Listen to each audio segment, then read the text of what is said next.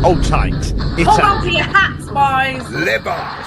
Hello, good evening, and welcome to another episode of the Wednesday Week. Just what the flipping Nora are you all lot doing? I'm still in there. I'm still right behind him. It was just a very well thought out tactical plan by Danny. I want goals! I can literally feel the steam coming out your ears. So it's like a fun little post-game snack. The Wednesday Week! Hello, good evening, welcome to another episode of the Wednesday Week. It's Monday, it's that time of week again where we all sit and just depress ourselves for the next hour and try and make yourself laugh along the way. Don't forget to join in via the comments. Ash will be manning those tonight. Don't forget to press like and subscribe and share with your friends. That'd be nice, wouldn't it? Tonight we've got another, as we've dubbed it, the timeline of terror, all coming in to see how the week's events have unfolded in the world of Sheffield Wednesday. Tonight joining me, I've got Simon, Charlie and the Ashmaster General. Chaz, how was your weekend? All right, yeah. Yeah, not too bad. My poor husband has had COVID, which is such a weird thing to get in 2025. Like, no offense, but it's it's very old school thing. If we were on the internet now, you would be getting that picture of Diego Costa playing for Wolves or Rio Ferdinand signing for QPR. You know what I mean? Yeah. That's what getting Rona is in 2025. Yeah, throwback. So I've mostly been keeping out of his way and taking the dog out. I've had to cook. Oh God, I'm not used to this. I'm a kept woman normally, or the other way around, whatever the difference is. I'm the husband. Ridiculous. Don't like this. Don't like ridiculous. The change, You're the passport princess. Absolutely. What about you, Si? How's your weekend gone? All right. Just nice and quiet. Thanks, Dan. It's very nice, quiet weekend. I would love a nice, quiet weekend. As some of you know, I work in hospitality, and the Saturday just gone. Like I've said to you before, right? The this generation of 18 to 21-year-olds, you know, the ones that were like mid-teens during COVID, are truly one of the worst I've ever worked with in my life. Bless them.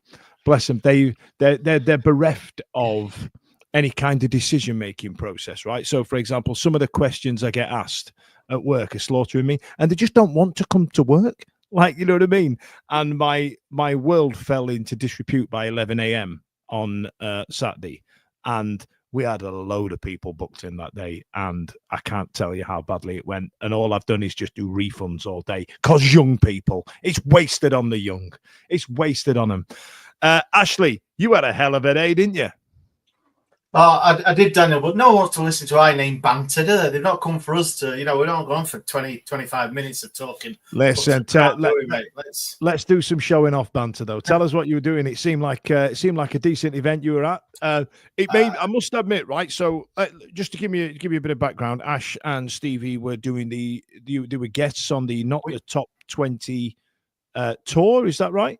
No, it was the festival. So the Crosswise Festival at Sheffield. So we are now, the Wednesday Week are now festival contributers. So yeah, we were like Glastonbury. we went to a festival. Yeah. So the Not Top 20 podcast guys asked us on to come on as guests, special guests, to talk about all things Sheffield Wednesday. So yeah, it was good. Yeah, it was at the Playhouse Theatre at the Crucible.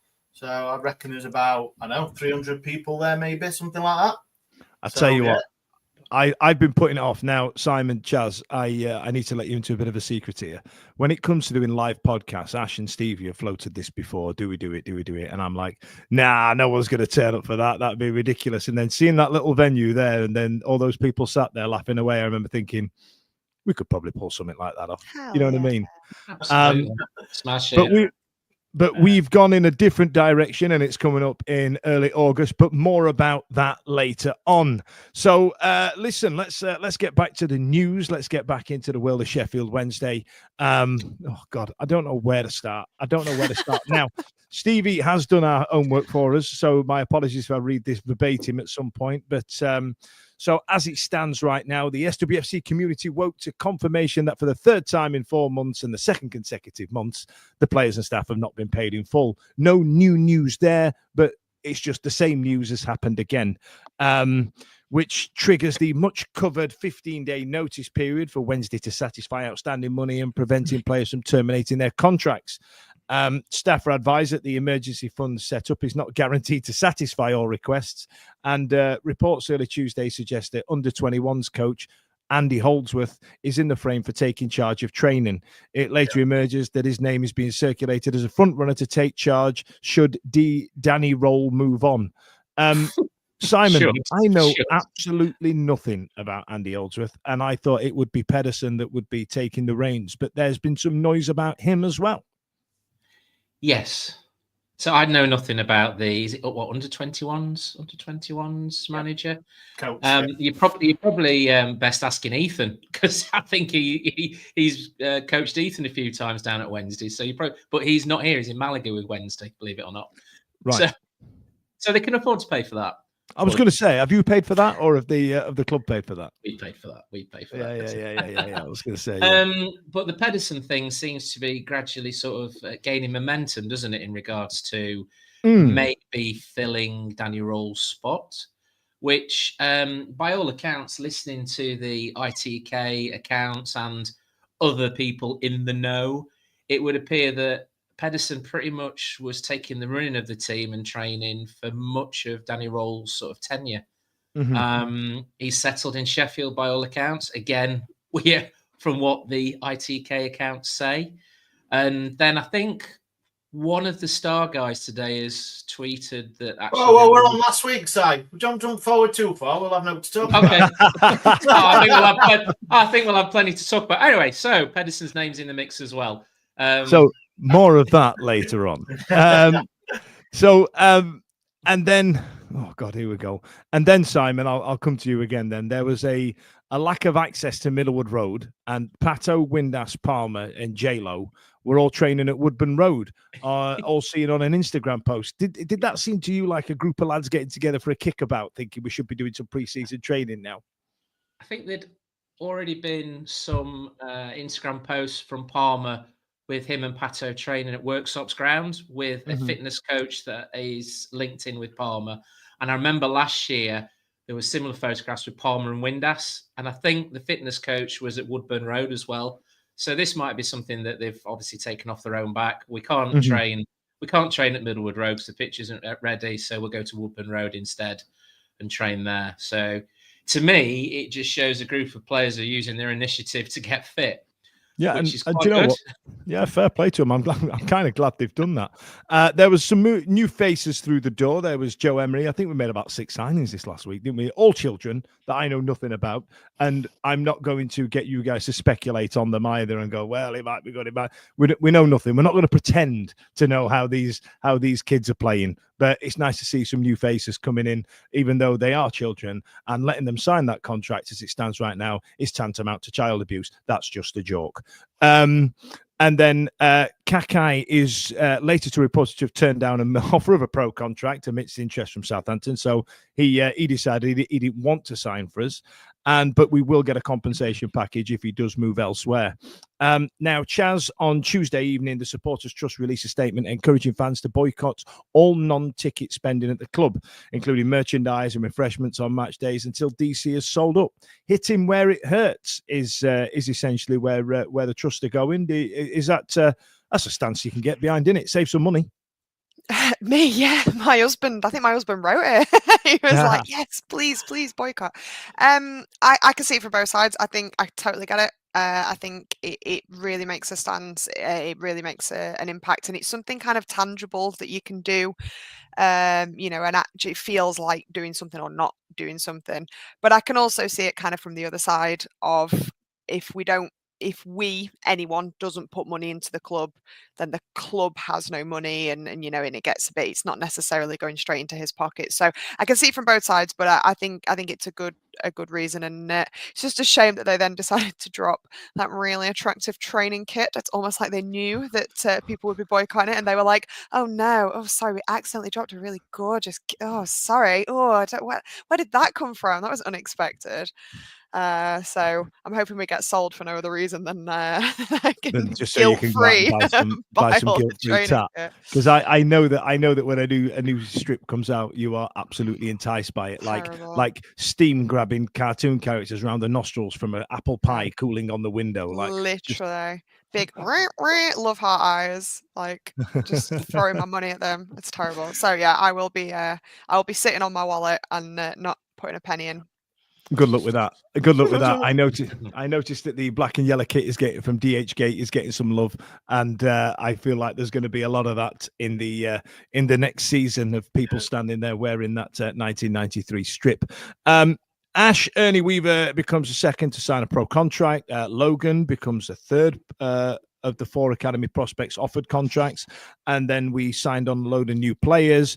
And then PFA Chief Executive Maheta Malango expressed his shock at the ongoing situation regarding lack of payment to players at the club. He says the PFA have been in touch with the players to advise them of their options in the midst of talk of 15-day notice periods and outstanding wages owed. Now, this is interesting to me, Ash, here, right? So the PFA Chief Executive has expressed his shock. Like, I am shocked. Well, what have you done about it?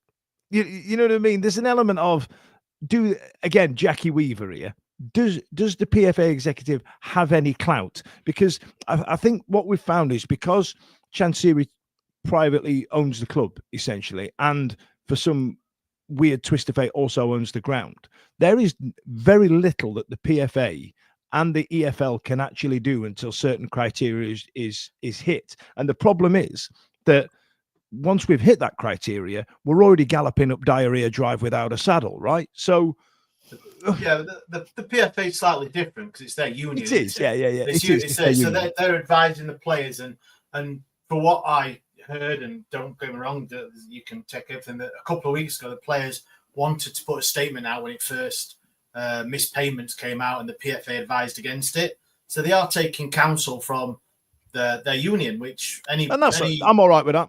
Of course, yeah, they're going to know their rights better than anyone, aren't they? What they can and can't do, and with all the furore against the wages and what's happening, I suppose as a player, you don't want to tip that boat too much because of contract-wise, what you can and can't do. So yeah, for me, the PFA chief exec coming out, I don't see a problem with that. It's acknowledged as an issue. Pertaining to all these members, or if all the players they've got to be on you to be a football. I think you've got to be part of it. It's one of those where you used to have a TV license, but not so much being part of the PFA. So yeah, no issues. It's just, I mean, he knew about these. What was it, March, that we didn't get paid first of the three months. So he's aware of it. Yeah, no issue with him putting a thing out. The 15-day notice thing. I mean, I know Joe's done a lot of work behind that. Trying to get the actual word, what it all means, and all that sort of stuff. It's big shout out to Alex Miller getting some annual leave in this week. By the way, fair play, Alex. Well done. Great timing, brother. Great timing. So getting all that, you hand your 15-day, you letter in, but as I understand it, that if the club clears all the wages and everything, then it cancels the 15-day notice. It's basically you can pay, not pay, get a letter, and then you've got 15 days. It seems ridiculous being able to have that clause in there. If I'm honest, we discussed it last week, didn't we? Like, I'm going to have my notice in. Oh yeah, then here's your money. Well, okay, you know what I mean? What would that do? And I'm sure that it's all done, not secretly, but any players that did do it, they wrote the letter or got someone to write it, because they're not all the brightest pencil in the pencil case, are they? So sharpest. Sorry, sharp. Ironic. The irony dripping. I know.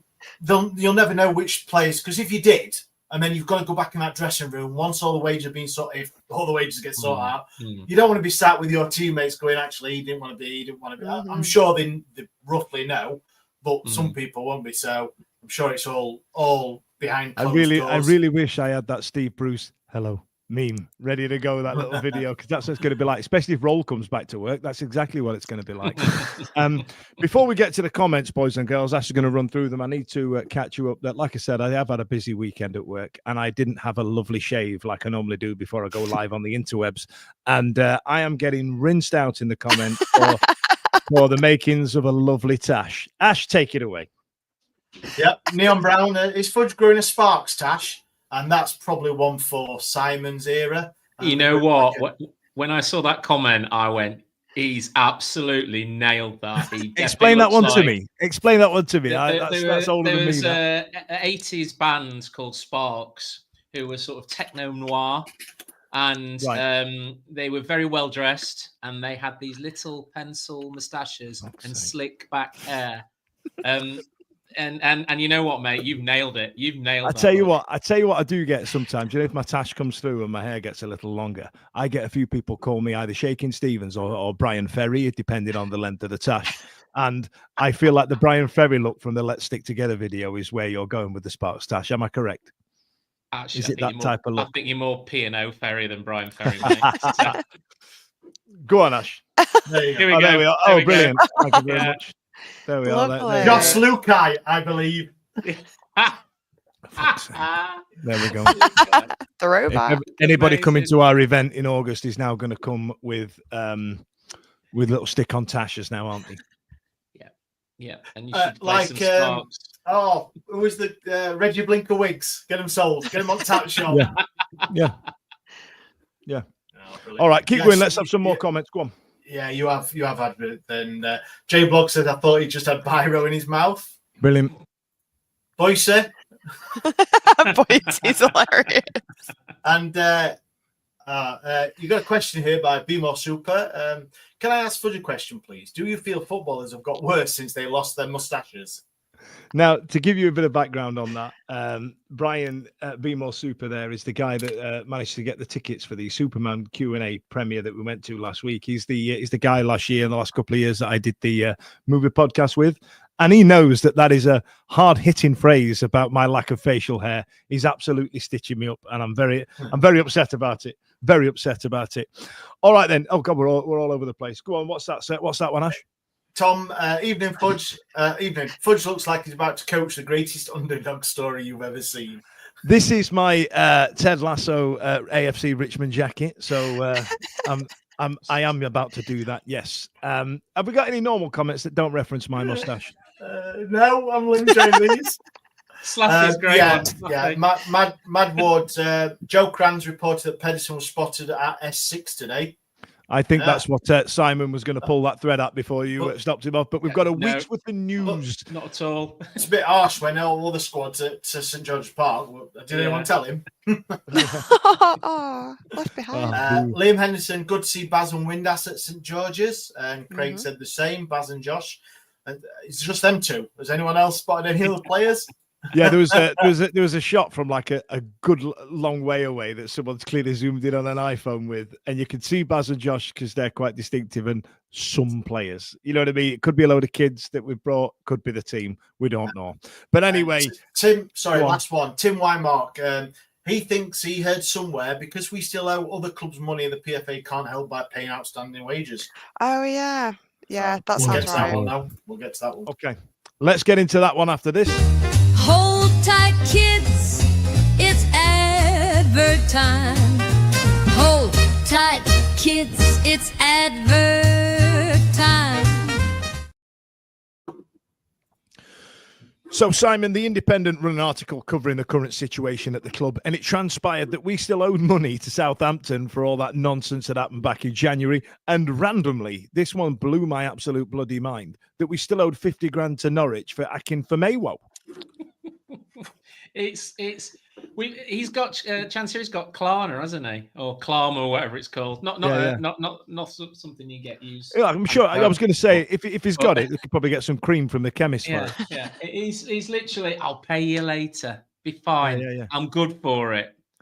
For it. Meanwhile, he's constantly ducking and diving and paying Peter, robbing Peter to pay Paul. It's just crazy. And the fact that the Fenway one, that's how long has he been with us? 2 years?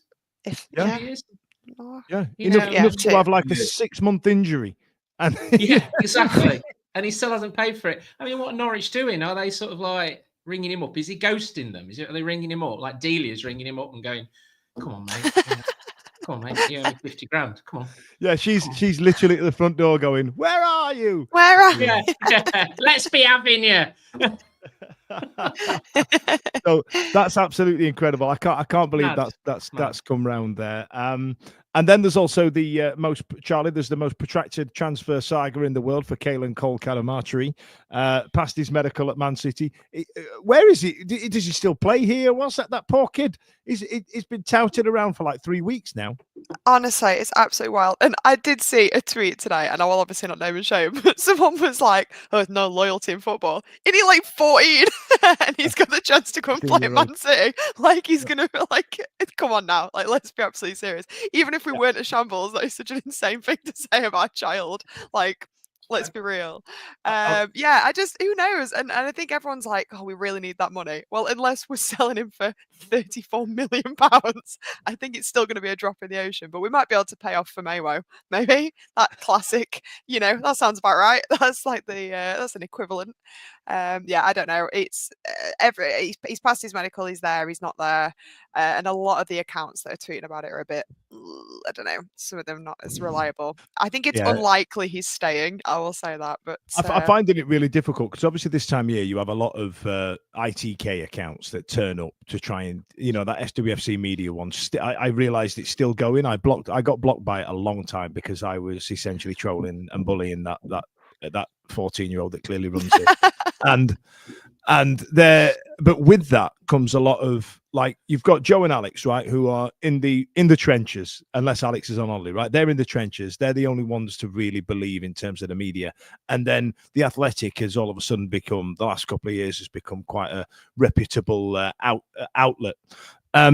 Anything outside of those is just comes across as somebody trying to bag headlines. And then with everything that's going on at Sheffield Wednesday, they're getting knobheads like us, and they're getting the guys from Wednesday Till I Die. They're getting other people from other podcasts. Like I think there was a Sheffield Wednesday reggae podcast that started up. I'll not listen to it, so I'm not slagging it off. I'm not having a pop, but you know what I mean. Unless it's one of those, unless it's Joe and Alex, I don't know who to believe anymore on what's going on. You know what I mean? Because it's us just speculating in various news outlets going, oh, yeah, welcome to welcome to Talk Sport. We've got Dan Fudge on for the Wednesday week. Dan, what's going on? Don't know. No, I don't. I've read this, could be that. Don't know. Well, you know what I mean? Well, that's it, isn't it? That's the whole thing. I think a lot of people over the last couple of weeks have actually said that on X or whatever you want to call it, that they said, well, I'll not believe it until Joe or Alex or even Rob from BBC Sheffield say something, because there is, I think I mentioned it the other week, is the journalistic integrity. It's their jobs, isn't it? It's all right, us here and people on X spouting stuff, you can believe it or whatever you want, of course. And there is going to be people that know things on social media because they'll have people working at the club, they'll have friends, they'll have people working in the industry and stuff. So there is. But when you've got respect to journalists saying something, then you do listen, don't you? You go, actually, that's got to be gospel because they're going to have checked it. And I think Joe said it on here a few times before when he's been on, saying he's got to check it 2, 3, 4 times to make sure, because everyone, like, there might be 2 or 3 people on social media saying, oh, this has happened, but then he checks it out and actually it's a load of balls, or what he can't run with it because he can't back it up. And I think that's where you're getting now. It's great. Yeah. Oh, I'd love to come on here on a Monday night and go, right, this is what we've heard. It's this is happening, that's happening. You can't. We could. Oh, I couldn't say anything. I could say, I don't know, what we got coming up. What shall I make up? I don't know. But do you know what I mean? We're not governed by that, and people will. Yeah. The problem is it's become open season, hasn't it, for that? You only have to look at X, and it's primarily from X. Every day that, you've had certain players have put their notices in. We're having a fire sale of players. We're doing this, we're doing that. I mean, you can put anything that hasn't got any credibility at all and we'll believe it because we don't know what's going on and it's there in black and white. So like you say, the only people really we should be having any credence to are I would certainly say Joe and Alex, because and obviously us as well. I mean, make sure you listen to us. You know what I mean? Oh, listen to us, because we put a slight funny angle on it, don't we? We deliver things with. I said funny. I've just realised I've come dressed as one of those Italian mobsters. The ones that wear the tracksuit that say "forget about it," and that's funny. I'm not in costume. This is my actual clothes, so that's fun, isn't it? And then And then you mentioned it earlier on. Josh Windass was outed by Give Me Sport as one of those players that announced that he was leaving, Chaz.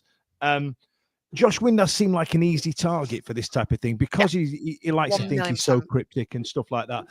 There's been a lot of cryptic posts on Instagram, and we're all sat there like sleuths on the internet trying to work out what we're talking about and all the rest of it, and what's the hidden meaning of this. It's just some lads kicking a ball around, but we never really got that confirmed outside of that outlet about Josh Windass, did we?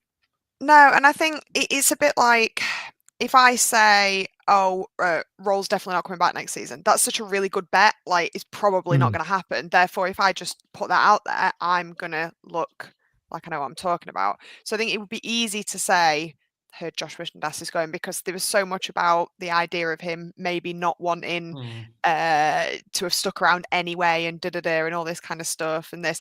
I honestly think he is the biggest wind-up merchant ever. I think he just does it for shits and giggles. Like, I really do. I mean, I'm not saying he may not have aspirations to move on. I think there was a lot to suggest he maybe wanted one more season, which he had, and then he was maybe ready to go and all this kind of stuff. But he also doesn't need to necessarily be at training. Like, if he wanted to keep up his fitness, he could train elsewhere. Do you know what I mean? Like, he doesn't necessarily need to have come back to the squad. I don't know. Maybe I'm reading too much into it the other way. I think he loves, though, posting like an Instagram story of like him in jail and being like, hee, just to see everyone raging and going mental about it. I think he'd love all that. So again, until specifically it is confirmed, it's a very easy bit of speculation. He's such an easy target for that.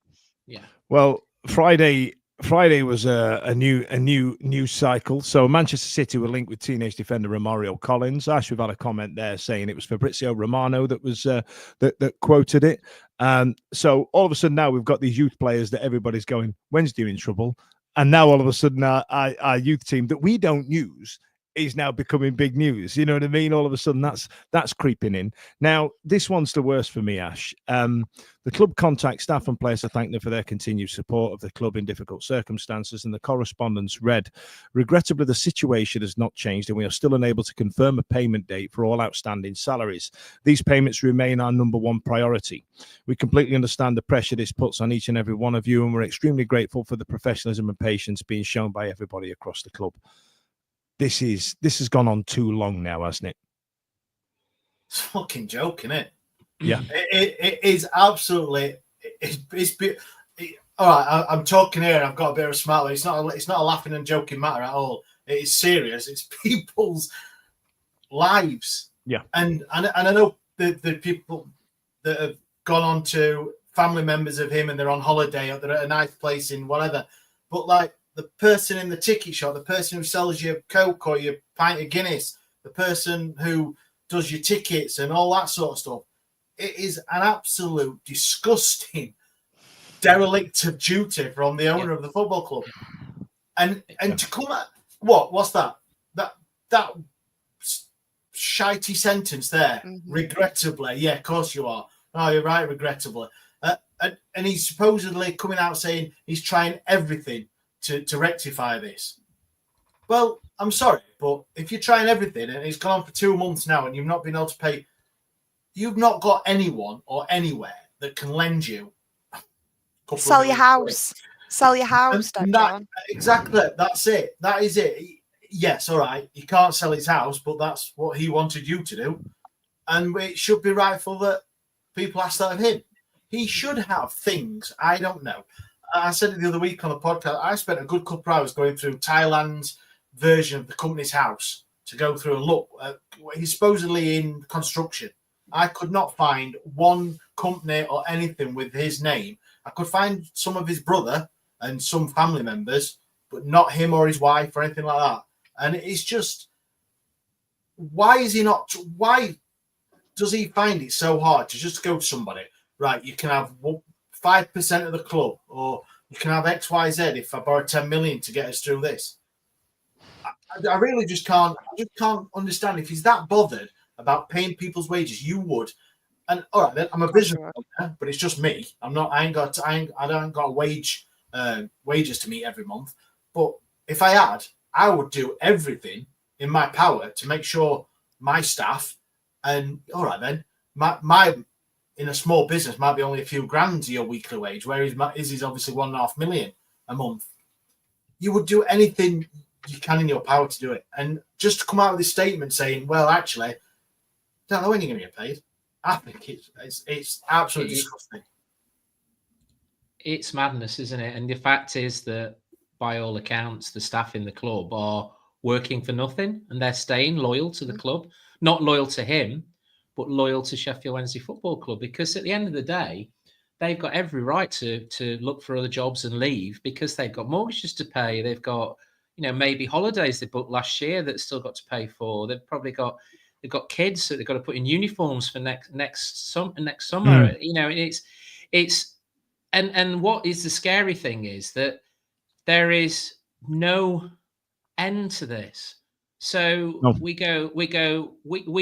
theoretically start next season playing in the Championship, but we could be faced with no staff to run that club and no football players to play, in which case the club will cease to exist. In regards to, there's nothing there other than a stadium and a man owning it who is not willing to or can't put his hand in his pockets. But Charlie's alluded the last few weeks about rich people having no ethics or being narcissists, etc. And I think there's sometimes a split. And I remember my dad struggled with his business for a while, and he sold everything. Our life became quite hard because he needed to pay his staff and keep that business going, and he gave everything up towards the end. But there are others I am aware of who still live in big fancy houses and have seen all their staff get made redundant and their businesses closed because they've looked after number one. And in this case, unfortunately, he is a man who looks after number one. And my God, if he somehow manages to find TV money, the CADS deal, sells some of the players that have value and keeps hold of the club, how can he walk back through that door at Hillsborough? And essentially go, yeah, lads, I've sorted it. I'm the fucking best. And expect some kind of adulation for doing what was expected of him years ago. Doing his job. Doing his job. Again, last week's podcast alluded to is I think we've got the second lowest wage bill and then the highest season ticket prices. How is that? How is that not creating enough money to run this club? I don't think he's skint. I think the club is skint. Yeah. I don't think he will personally, because I wouldn't say I've ever defended him. I think I've always had an impression of him that he is a moron who is sort of well-meaning in that kind of moronic sort of way. Now, I think he's actually, sorry for my language, a humongous piece of shit. Because how can you genuinely, I do not believe that he's Brassic. I don't believe that he is skint. I believe that he has put in as much as he is willing to put in and it's all gone. And therefore he's like, oh, regrettable. And the most insane part of it is there is nothing even resembling an apology. Not that an apology pays your bills, but if nothing else, holy moly, how is he not putting some kind of statement out, some groveling, pathetic statement? Not as a business owner, just as a human being.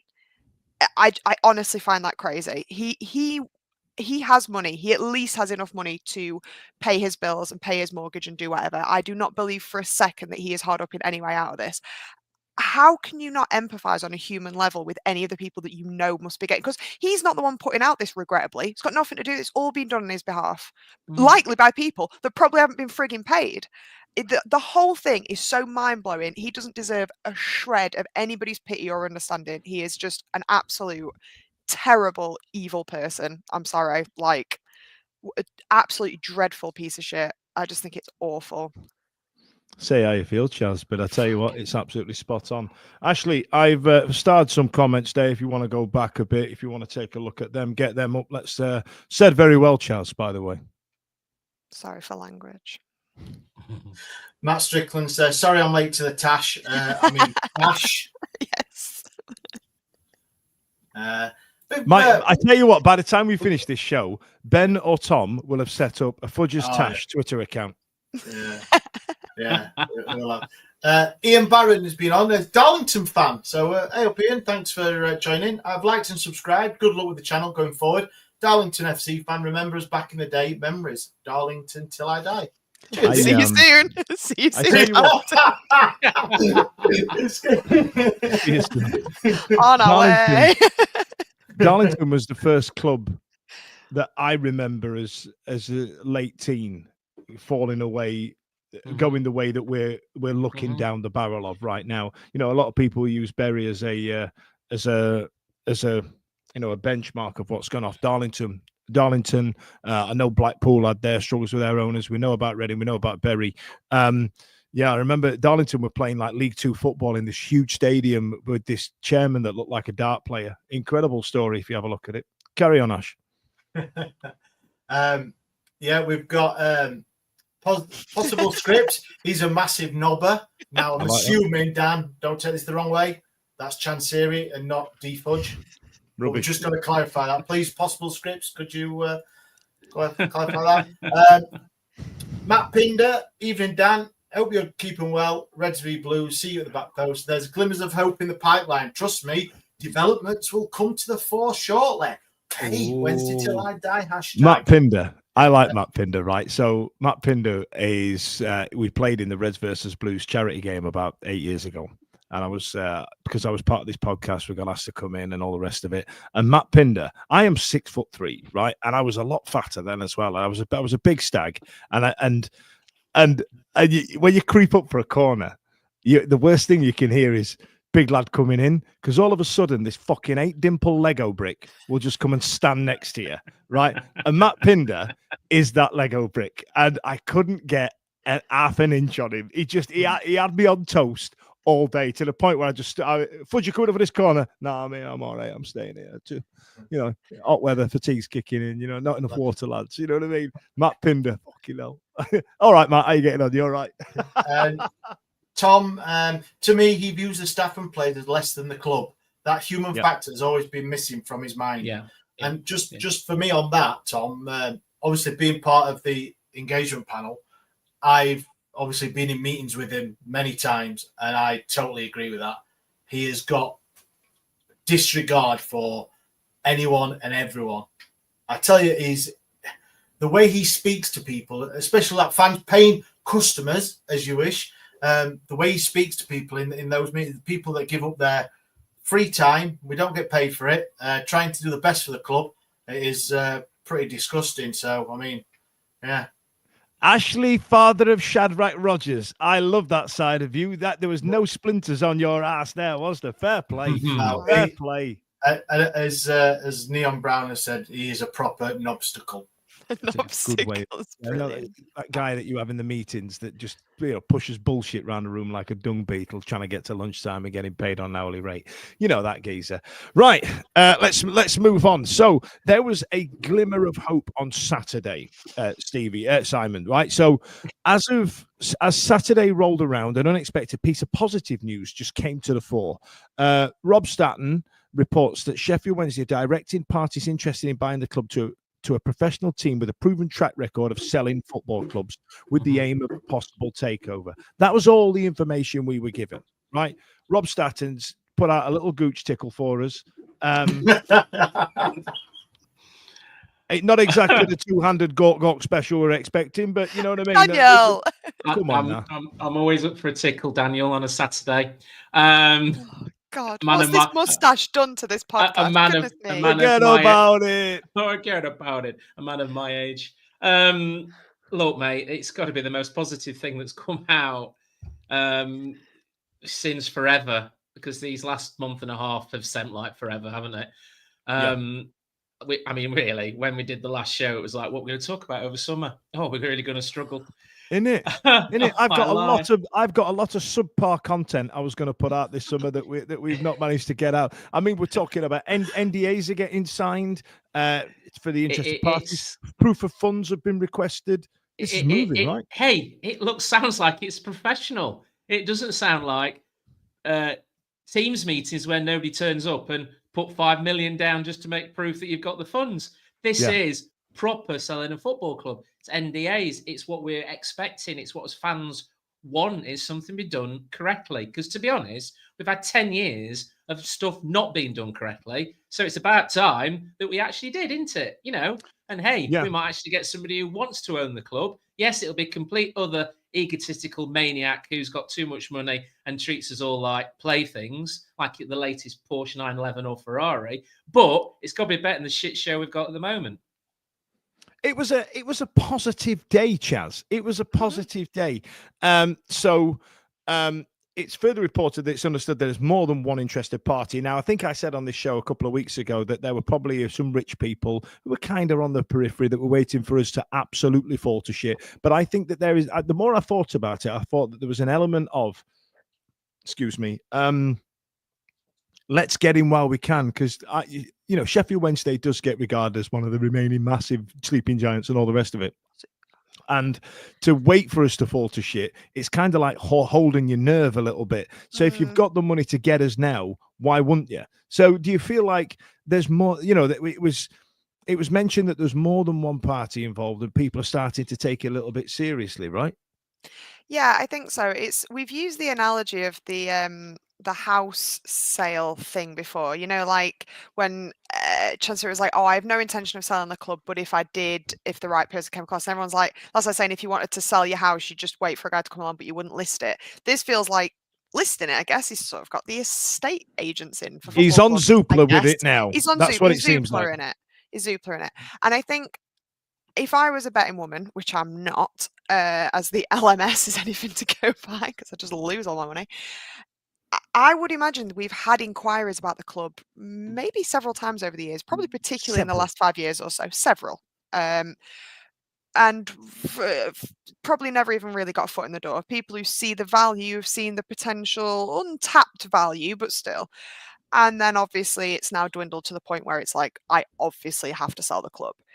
Now, what you might be getting, and again, it really doesn't matter, we're on live support, but you might be getting more of the people who've been watching and going, I will leave this another 2 years. I will leave this another 4 years. I will leave this another relegation. I don't know, to then get it a bit of a bargain, which is not great. I don't know. I think there probably are several interested parties. And I think over the years, there have probably been lots of interested parties that maybe now, I don't know, you may get a few more chances, but we've already got a chances, so it really doesn't matter. I don't know. Do you think if you're a serious businessman, you'd wait till it was lastminute.com? If you were Adam Shaw, who's got a connection to the club, he'd want to get the job done quick, sooner rather than later, because he supports the club. When you take the emotion out of it, and it is just a business to a lot of people, not to us, not to it isn't. It's a business. It's a business. If you can get it £10 million cheaper, if you wait a few weeks, you will. But now it's got. Why would you not? Yeah. Because you don't buy a football club to make shed loads of money necessarily, but you might recognise. Well, you'd recognise the untapped market of it. You'd recognise that it's a big football club with a bit, and the what would you sort of call it? The upward swing that a new owner would give, even that within the next 5 years. We even had that under Chansiris. We absolutely did. Of course we did, because his money was where his mouth was early on. New scoreboard, and to be fair, we came within. Who knows how different things may have been if we got to the Prem? I don't want to give him a shred of any kind of no get out of jail free card here, but you never know that value. Blah blah blah blah. But I think, if you have loads and loads of money, to a certain extent, a football club's a bit of a passion project. You will see the value of it, but you are going to put in a lot of money. Even if you're a fantastically run owner or consortium or whatever, you're going to be putting a lot of money in. I think it probably makes sense in a way that you would see how this is clearly going. Another embargo, another ticking off, another delayed this, and go, let's pull it. What you might not want to do is let it go too far off the boil, because if things are in really dire straits, not only is you might get it for a bargain, but you're actually going to be paying a lot more. I mean, the longer Chansiri racks up debts, the more work that might need to get done, this, that, and the other. So I think it's probably a delicate balance of let's wait till they're really in the shit, but not till they've completely gone to shit. I think an investor has to come in. My thoughts is at the moment we stand under 3 embargoes, which some parts we can get out of by paying some bills. I think the sticky wicket comes to if we start getting points deductions, because at the moment they'll be buying into a club. We've got no points deductions. We're under embargo, but there are ways to operate within that. But if we end up getting, say, 12 points taken off us, that immediately makes this Championship club a League One club in a way, because whoever buys it, we're going to see relegation in May. Also, as well, if there were to be a fire sale of saleable assets, Gassama, Charles, etc., like that, I think there was a quote of £2.5 million for Gassama. He's worth way more than £2.5 million, but probably to Chansiri, he's thinking, I need the money now. I'm willing to sell him cheap. Somebody coming in would actually look at those assets and go, actually, A, we don't want a point deduction, so we need to come in now, because if we do, we're a League One team. And B, we want to keep some of these because probably they'll help us mid-table push if we had to. But also as well, if they do a good season, we'll get 4 or 5 million for them, not 2.5. So there's that speculate to accumulate. And I think so. I think there's a fine line now in regards to value, because let's face it, if we get 10-point, 12-point deduction, the value of the club will go off the cliff, won't it? Massively. And we can't spend any money. We can't buy any more players. So, and that's true no matter who buys us now, isn't it? I think that's true, isn't it? Yeah. Pretty much. Now, there was some drone footage of going over the North Stand to have a little look about. The fact they used a drone and didn't climb up there, I don't know what that says about the integrity of the North Stand, but all those people that sit in T1, good luck to you next year. I hope you have a lovely time. Where's your young'un sitting next season, Simon? Up with me in the prawn sandwiches. So good idea. One more season. Good idea. Did you not think that were a little bit weird? Because I know there was the photos that I think we tweeted them out as well, didn't we? But those photos were like 2 years old, so I feel like there's more damage since then. I think the problem you've got with the North Stand is working in health and safety. Is there isn't any sort of safe access up there. There's no running lines or anything like that you get with roofs on new stadiums. So the easiest, cheapest, and safest way is to send a drone up than a human being. Send in the drones. and it's the in thing now, isn't it? Getting your drone on. Yeah, it's essentially a kid's Christmas toy. So that work's going to start. And then despite a week of ITK reports claiming Danny Roll has gone to Leicester, it seems like they're interested in Chris Wilder now. So who's writing this script? Who is writing this script? Honestly, what is happening? There's a really good thing that Paddy Power do at the end of every season where they go, 9 months ago, this was the script writing meeting for the season, and they'll sit there and they'll go like, so Spurs finish one place above relegation, but win the Europa League. Yeah, that'll be fun. Let's get that in. Whoever's writing the Sheffield Wednesday script, you remember when we used to say phrases like, you can't write it? Well, they've got like the Lost writers in, Lost level writers, or the first 4 seasons of Game of Thrones geezers in. You've got George R.R. Martin writing the Sheffield Wednesday script, and then Dan, I was invited on a Leicester podcast the other day to talk about Danny Roll. You know, he's been linked to Leicester and all this. What do you think to him? Give your impression of him. So we'll start talking, and then down at the bottom on his little banner that he had scrolling along was all the odds. So all the different managers. So they had Sean Dyche odds on. Then it was Danny Roll at evens, and then I think Gary O'Neill was on there. Chris Wilde was on, and we had quite a good conversation and said about Danny Roll. I said, well, depends what your owners want to do. You're in trouble and all that. And I said, what about Chris Wilder? And I said, because if you're looking at someone who's got ladies and gentlemen, Ash Rogers is ITK. No, not at all. No, I was just thinking, because if the owners, you've got to look at the pedigree, and then other people were saying, well, if you've got Danny Roll, you've got Chris Wilder, which one would you take? Who's done better? I was like, well, it's not an argument, because one's at the end of his career, one's at the very start of his career. If you're saying at 36-year-old, where was Chris Wilder? I think he was in non-league manager. 36-year-old Danny Roll is sat on his arse doing his garden at the minute, but he's a championship manager, isn't he? So, but obviously it's moved on. It's too complicated apparently to employ Danny Roll. So it's moved on. Oh dear, poor old Danny. One bites the dust. Well, just as you were saying that, my earphones have completely cut out. So what I'm going to do is endeavour to pad on. And Sunday came around. Joe Cam reported that the upcoming weeks training camp at St George's Park was taking place, but we didn't know who was going to take training.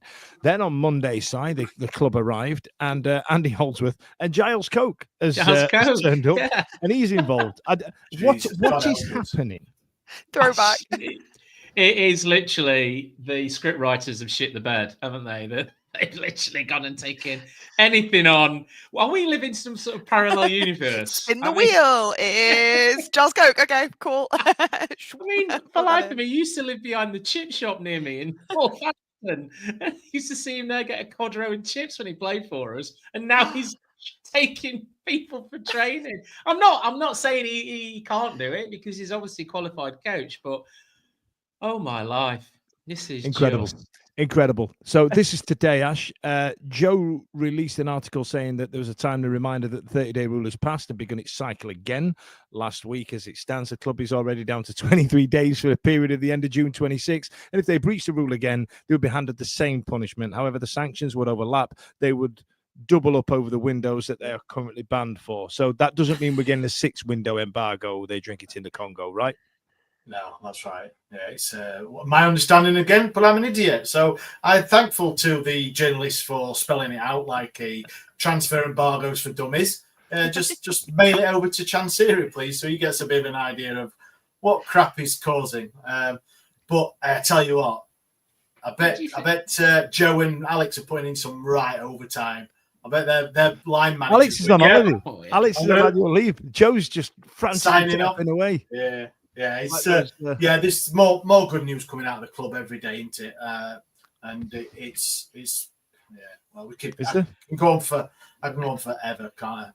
There's a little bit of good news coming up. Let's go to some comments. Tom started off with in the know, which I kind of enjoy. What else have we got there, Ashley? There's some chat there about the Leicester City manager potential from Emily Marsden, saying that Leicester's management choices seem even more chaotic than ours, which I kind of enjoy. What else have we got? Smash. Well, we've got. Sorry, I don't know. I was. Leicester have walked away from Danny and Gary O'Neill, now new favourite after Dyche distanced himself. Yeah, I'm distancing myself. That's my. You can't double up with the Chansiri voice for Sean Dyche. You can't. Actually, I was doing that today, so I realised that my Simon Jordan impression you could double up for Jonathan Ross, and Sean Dyche you can now double up for Dapon Chansiris. So you can be like, "Hey, pay your bills." Also, we're going to pay 6 at the back. You know, it's the same. It's the same one. And Simon Jordan goes wibble wobble wobbly wobbly wibble wobble Simon Jordan, and then Jonathan Ross can go wibble wobble wobbly wobbly. So you know, it's the same. It's like they're in the room. I know, right? Go on. Award-winning podcast. Mad Road, what the? Well, he could have put funk because it's a family show. Was that Ash? Great family show. We checked. Go Ash, and Matt said Ash. His laughing face. So yeah, apologies for my great impression of right of a Premier League ex-Premier League manager who looks like our mate Dave.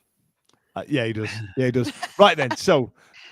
Mansfield Town announced that we're going to play Wednesday in a behind closed doors pre-season friendly. I think that's sensible. Yeah, I think it's sensible. As much as I want to go and see some pre-season friendlies, and I love the tour in Germany, I kind of, just as long as they're keeping fit, whoever's remaining, and it'll cut down a bit of speculation. What do you reckon? Do you think the admin has gone, right, it doesn't matter what the fuck I put out, I'm going to get pelters, so I'm going to let another club announce that we're maybe playing a pre-season? Because it doesn't matter what I tweet out. Yeah. Doesn't matter because I'm just going to get pelters. Yeah. So, yeah, but just make sure that's how, yeah, but that's how shite we are in a position we are, that we are going to be relying on the opposition to announce that we're actually playing matches. And I know it came out today that we're supposed to be playing a couple at St George's Park behind closed doors, of course, but who they are and whatever, I've not got a clue. Like anyone, it'll probably be the St George the Baptist under 15s or something. I don't know. We're actually not at St George's Burton-on-Trent. We're actually a church somewhere in Sheffield that's got a field behind it. Kicked us out for not paying. We're playing on a school field. Yeah. We're in Ecclesfield, St George's Church, playing on field behind. with Right, Giles and Coke eating his with Giles chips. Coke taking training because that's where he lives now. I don't, you know what I mean? I don't know. He lives in the what's it called? They had a special digs net. What was the name of the digs where priests lived?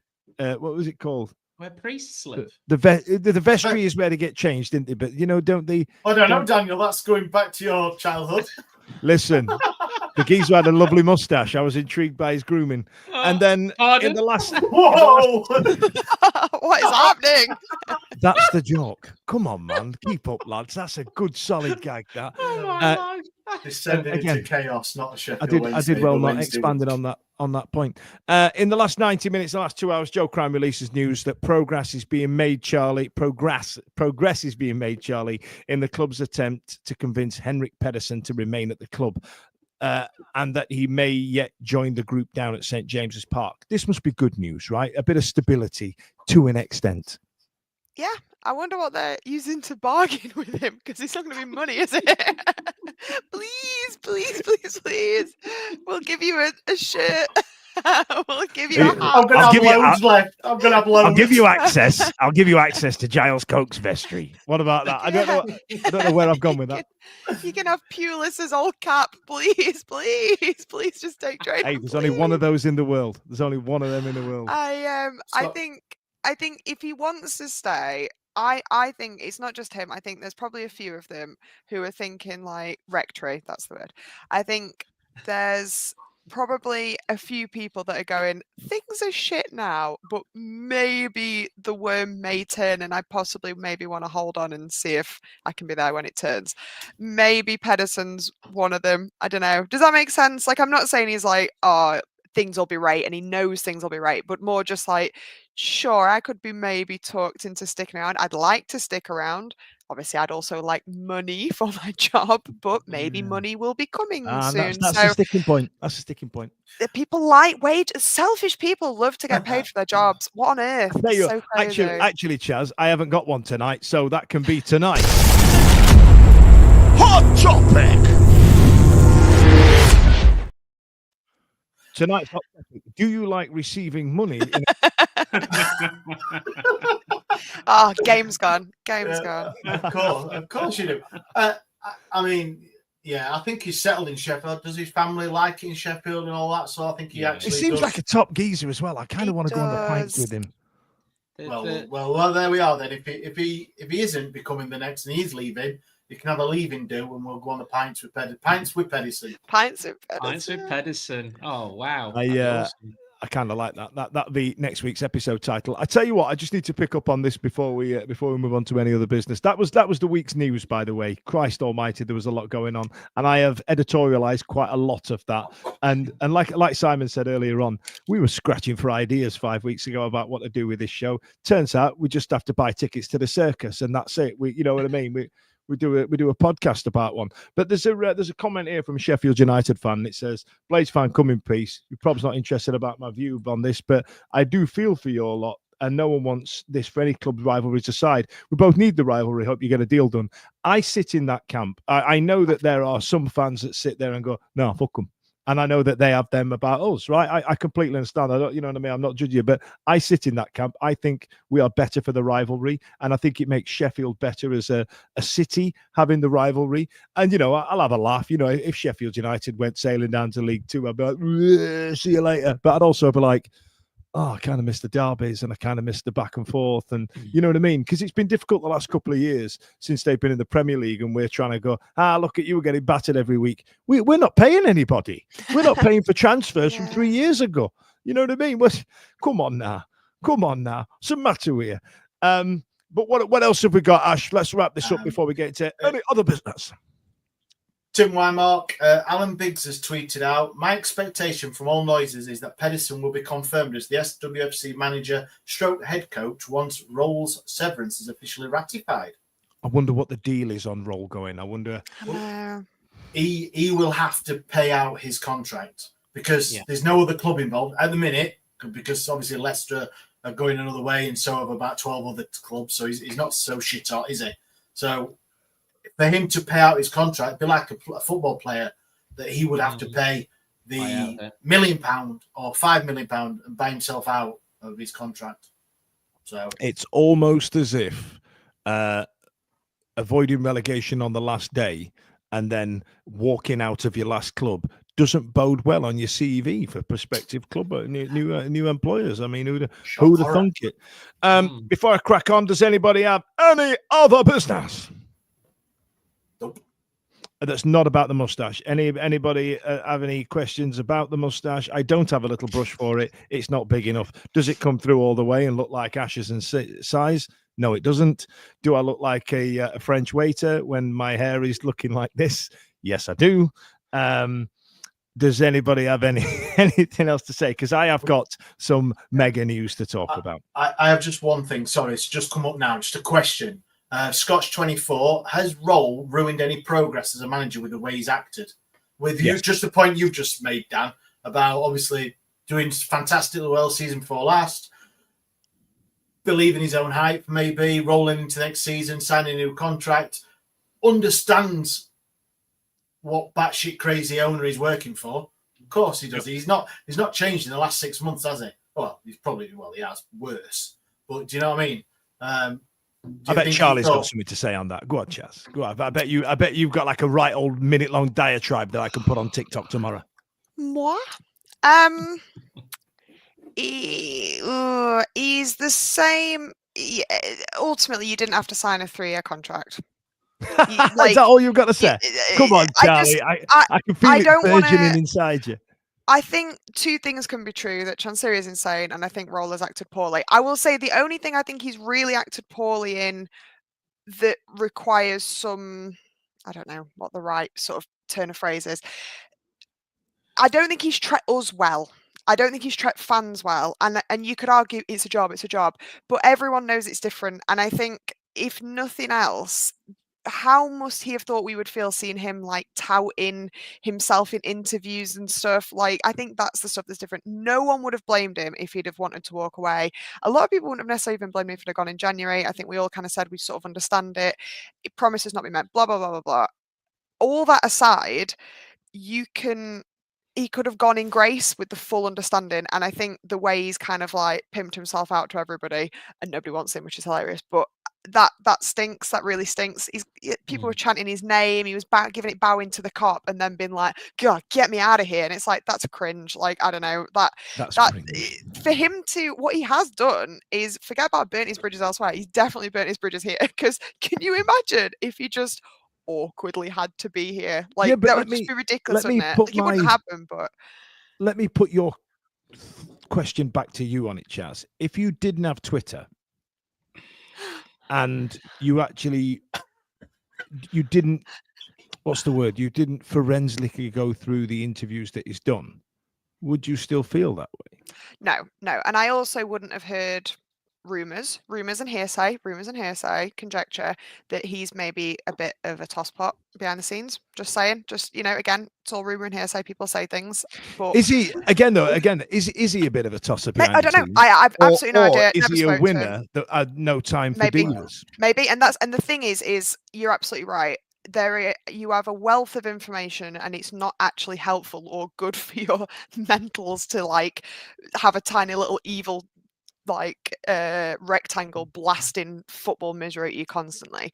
The average person who isn't kind of drag him up diarrhea drive, the average person who's not online probably just thinks he's our manager that's probably fed up a Chansiri, and maybe that is the story. Maybe that is the whole story, and it's so easy to like zone in on the wider stuff. I think anyone could argue that, like if someone hadn't broken up with you, but you found them on Tinder, I feel like we already both know that this long distance thing isn't working out, but to see you on other dating sites is kind of disrespectful. That's how it feels. It's a bit like, look, we know you want out, but you could maybe handle it with a little bit more grace from fans' perspective. That is also because analogy. I think there are players who, Barry Bannon is not actually a Sheffield Wednesday player as it stands, and he's still at training, and probably would have offered to drive the bus and take training and put the cones out if he needed to. That's loyalty, and that's what deserves recognition, I think. So we spoke about near the start of the show about the staff, the people. Ash, I'm sorry, mate. My apologies. Right, I'm sorry to stop you. Dave Clarkson's been on with Yawn. And then I've got Dave Clarkson coming on with what the hell are you on about? Dave, fuck off. Keep scrolling. You don't have to watch, brother. Sorry, Ash. That's all right. Well said. I'm glad I got interrupted for a worthwhile endeavour there, Daniel. What I was going to say is that at the start of the show, we talked about the wages. I said about wages. There's staff that have been turning up that haven't been paid or been paid a very small amount of their wages. Wages. And sorry. Yeah. David's responded. What's happening? What's going on? What are you talking about? Sorry, you're reading comments that's not been put up, and everybody, you've got an in-joke already. What's happening? It's not. It's your mate. Apologies. Oh, has it been on? Wankers. Brilliant. Cheers, Dave.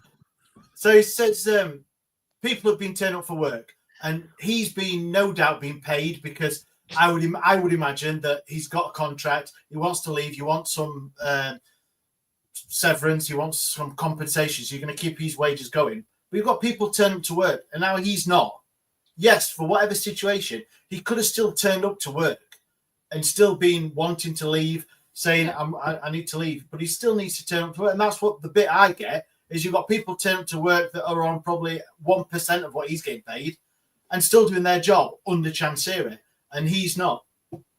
So that's my thing. Sorry. We've all been in positions, haven't we, where we've not enjoyed where we're working. But, it's a case of we look, but carry on working. And I always had that inkling with Danny that he has quite a large ego, and rightly so, because he's worked with some really good people. He's been assistant manager for the German national team. Obviously, also got the sack from that. And then he came to Wednesday, kept us up with a team that should never be in that position anyway. But then really did check out in January, from my opinion. I think some of the interviews were questionable, blaming players and stuff like that, and throwing players under the bus. And that's when the professionalism sort of went, in my opinion. And then just the way he's conducted himself, there's a word, isn't there, professionalism, and I don't think he's conducted himself with a large amount of that. Absolutely.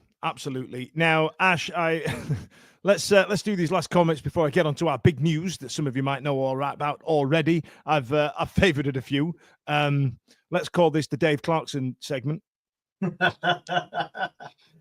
Thunderbird, I like this one, Dan. Tells his audience to fuck off. Well, Windass would be proud. This one might be a bit niche, but Tom Camillin, moustache reminds me of the Spirit of Jazz Mighty Boosh episode. Just don't start scatting. And John Wakefield, the four of you turned up for free to chat shit for an hour. Dan even tried to grow his tash, yet DR can't even respect the fans and turn up. And there is, I know you're taking the mick a little bit, but there is a thing of respect, isn't there? Yes. To your job, to the fans. I tell you what, Ash, even if there was a comment from Danny that sort of said, look, I appreciate you. You guys have got a lot of questions. We're trying to sort some things out in the background. Will I return or not? Will I return? We're talking about that. Obviously, there's a lot going on at Sheffield Wednesday. Something like that. We go, yeah, fair play, Dan. Thanks for keeping us in the loop. But NDAs and Chansiri, and once again, you know what I mean? Just somebody saying, listen, we're sorting something out. All right, we appreciate it's happening because as far as we know, he's sat there going, well, I'm not going back. And Chansiri's going, when are you coming back? Well, fuck you, pay me. You know what I mean? Like, is he waiting for a 15-day notice period? Has he been paid? We don't know. But listen, let's talk about something positive. So, boys and girls, you may have seen as of the social medias on Friday that we have announced a rather ambitious endeavour. I have not slept since. And the response to it has been quite overwhelming, I must admit. I didn't think we'd get this amount of people involved, and I wanted to tell you guys about it on the internet. So we, in the absence of Owls in the Park, we wanted to do something where the fans would get together and they would just have a pint in the sun, bit of music, bit of dance, bit of banter, that type of thing with some other Wendy fans. So at the Steel Yard in Sheffield at Kelham Island, we're going to be hosting the inaugural Owls in the Yard. Did you see what we did there with the name? Mm-hmm. Owls in the Yard on Sunday, the 3rd of August in about 26 days now, 27 days. We're just going to have a bit of banter, have a bit of a laugh. I'm going to be there. I think Chaz and Ash are on holiday. You get to meet Simon in the flesh. You get to measure yourself against Stevie, or if you're short, get yourself measured against Stevie's child, because that's quite a humbling experience as well. And Holly might turn up, depend on how Sunday pints are going. So we're gonna play some games, might play some music bingo. We're going to do that. That's going to be fun. We've got some prize to give away. There's going to be some stuff there for the kids. Some Martin from Callum Island said there's going to be some fairground rides there, but we're going to do some bits for the kids as well. So kids are more than welcome. Bring the dog. Come and have a pint. Come and have a good time with us. We've got a live band coming, and we should be confirming soon who the Sheffield Wednesday player that's coming to join us on the day for a live Q&A for about 20 minutes, half an hour on stage as well. So I implore you, get yourself down. If you look at our socials, there's a ticket link there. The tickets are only £3. Tom Burton's going to be there. He's going to be taking some feedback or taking some orders. If you guys want to get some name and numbers put on the back of your shirts that might not necessarily be from the club shop, he does them as well. So if you do want to get involved, get Tom's details. Tom's going to be down there. We've also got a few of the people that we're going to be announcing through the month, and this is going to be mega. I must admit, the response to it has been quite overwhelming, to the point where I did have a little bit of a cry at how overwhelming it's been, and I have considerably bitten off more than I can chew. So if you want to see my Botox pour out of my face in real time, I will see you on the 3rd of August. Sans mustache. Oh, no. Does anybody, have I missed anything? Thank you a lot for joining us tonight. Thank you a lot for getting involved in the comments. It's been an absolute pleasure tonight. Even you, Dave Clarkson. The best thing is about being in a situation like this, Chaz. I was a DJ and a host for a long time, and there's always some dickhead who thinks he's louder and funnier than you in the crowd. And what you have is a microphone, and they can't hear what you're saying. You know what I mean? So it's a bold choice to start slagging people off on the internet, because we can't hear you, Dave. We can't hear you. You were the one in the rectory. You can't, because you're giving him airtime now, Dan. That's what he wants. Dan. Isn't it? That's what he wants. What he's after. That's what he's after. All right, Ash, Charlie, Simon, thank you so much for this evening to get through that shit show that we've just got through. In the meantime, thanks a lot to you guys out there in Radio Land. See you later. Every week, live from 8 p.m. It's the Wednesday week, bringing you football analysis. He came in. I think he scored a goal. Bringing you banter. Yeah. Bringing you responsible life hacks. Met you wonderful souls at 10 a.m. for some shots. The Wednesday week. 1, 2, 3, 4 live. Available on all social medias. Obviously, this goes out on YouTube and as well as all the other social media out there for podcasts, etc. The Wednesday week 24-25 season. Join us. Put on your podcast.